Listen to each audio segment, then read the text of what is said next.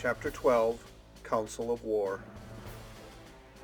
There was a great rush of feet across the deck. I could hear people tumbling up from the cabin and the forecastle, and slipping in an instant outside my barrel, I dived behind the foresail, made a double towards the stern, and came out upon the open deck in time to join Hunter and Dr. Livesey in the rush for the weather bow. There all hands were already congregated. A belt of fog had lifted almost simultaneously with the appearance of the moon. Away to the southwest of us we saw two low hills about a couple of miles apart, and rising behind one of them a third and higher hill, whose peak was still buried in the fog. All three seemed sharp and conical in figure. So much I saw almost in a dream, for I had not yet recovered from my horrid fear of a minute or two before. And then I heard the voice of Captain Smollett issuing orders. The Hispaniola was laid a couple points nearer the wind, and now sailed a course that would just clear the island on the east. "And now, men," said the captain, when all was sheeted home, "has any one of you ever seen that land ahead?" "I have, sir," said Silver. "I've watered there with a trader I was cook in." "The anchorage is on the south, behind an islet, I fancy?" asked the captain. "Yes, sir. Skeleton Island, they calls it. It were a main place for pirates once, and a hand we had on board knowed all their names for it. That hill to the nor'ard they call the foremast hill. There are three hills in a row running south'ard, fore, main, and mizzen, sir. But the main, that's the big un, with the clouds on it, they usually calls the spyglass, by reason of a lookout they kept when they was in the anchorage cleaning, for it's there they clean their ships, sir, asking your pardon." "I have a chart here," said Captain Smollett. "See if that's the place." Long John's eyes burned in his head as he took the chart, but by the fresh look of the paper I knew he was doomed to disappointment. This was not the map we found in Billy Bones' chest, but an accurate copy, complete in all things, names and heights and soundings, with a single exception of the red crosses in the written notes. Sharp as must have been his annoyance, Silver had the strength of mind to hide it. "Yes, sir," said he, "this is a spot, to be sure, and very prettily drawn out. Who might have done that, I wonder? The pirates are too ignorant, I reckon. Aye, here it is. Captain Kidd's anchorage. Just the name my shipmate called it. There's a strong current runs along the south, and then away nor'ard up the west coast. Right you was, sir," says he, "to haul your wind and keep the weather of the island. Leastways, if such was your intention as to enter and careen, there ain't no better place for that in these waters." "Thank you, my man," says Captain Smollett. "I'll ask you later on to give us a help. You may go." I was surprised at the coolness with which John avowed his knowledge of the island, and I own I was half frightened when I saw him drawing nearer to myself. He did not know, to be sure, that I had overheard his counsel from the apple barrel, and yet I had by this time taken such a horror of his cruelty, duplicity, and power, that I could scarce conceal a shudder when he laid his hand upon my arm. "Ah," says he, "this here's a sweet spot, this island. A sweet spot for a lad to get ashore on. You'll bathe, and you'll climb trees, and you'll hunt goats, you will, and you'll get aloft of them hills like a goat yourself. Why, it makes me young again. I was going to forget my timber leg, I was.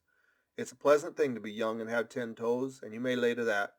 When you want to go a bit of exploring, you just ask old John, and he'll put up a snack for you to take along." And clapping me in the friendliest way upon the shoulder, he hobbled off forward and went below. Captain Smollett, the squire, and Dr. Livesey were talking together on the quarter-deck, and anxious as I was to tell them my story, I durst not interrupt them openly. While I was still casting about in my thoughts to find some probable excuse, Dr. Livesey called me to his side. He had left his pipe below, and being a slave to tobacco, had meant that I should fetch it.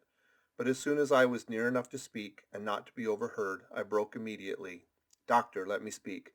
Get the captain and squire down to the cabin, and then make some pretense to send for me. I have terrible news." The doctor changed countenance a little, but next moment he was master of himself. "Thank you, Jim," he said quite loudly. "That was all I wanted to know," as if he had asked me a question. And with that he turned on his heel and rejoined the other two.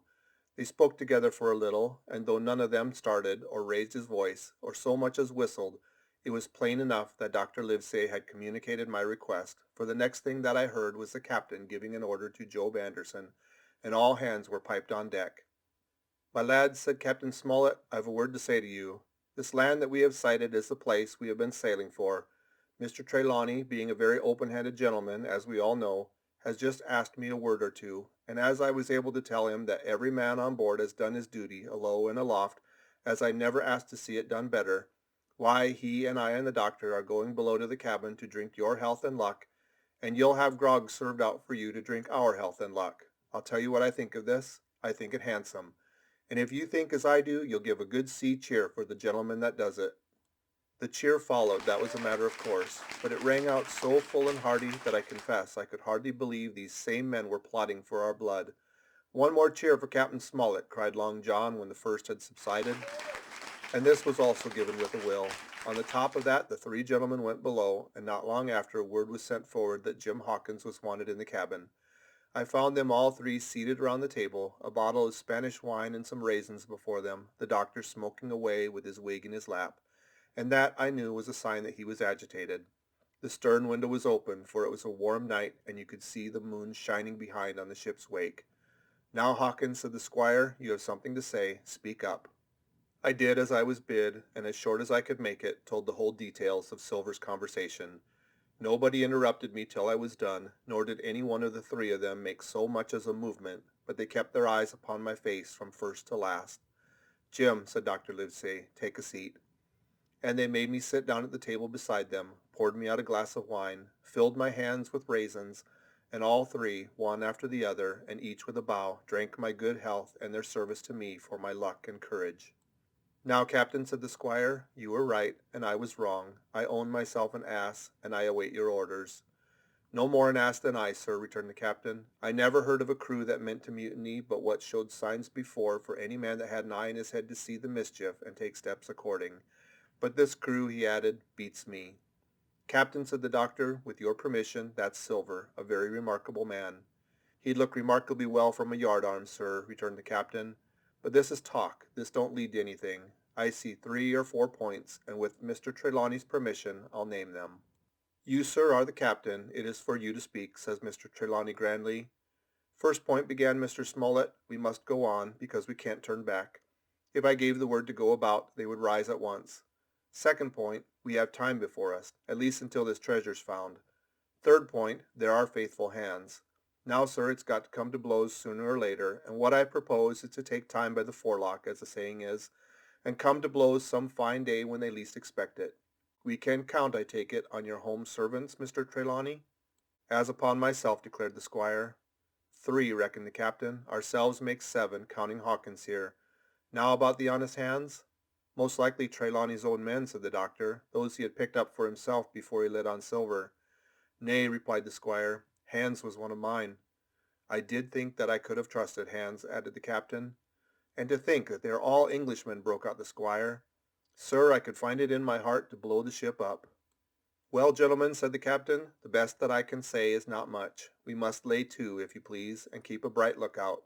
It's trying on a man, I know. It would be pleasanter to come to blows, but there's no help for it till we know our men. Lay to and whistle for a wind, that's my view. Jim here," said the doctor, "can help us more than anyone. The men are not shy with him, and Jim is a noticing lad. Hawkins, I put prodigious faith in you," added the squire. I began to feel pretty desperate at this, for I felt altogether helpless, and yet by an odd train of circumstances it was indeed through me that safety came.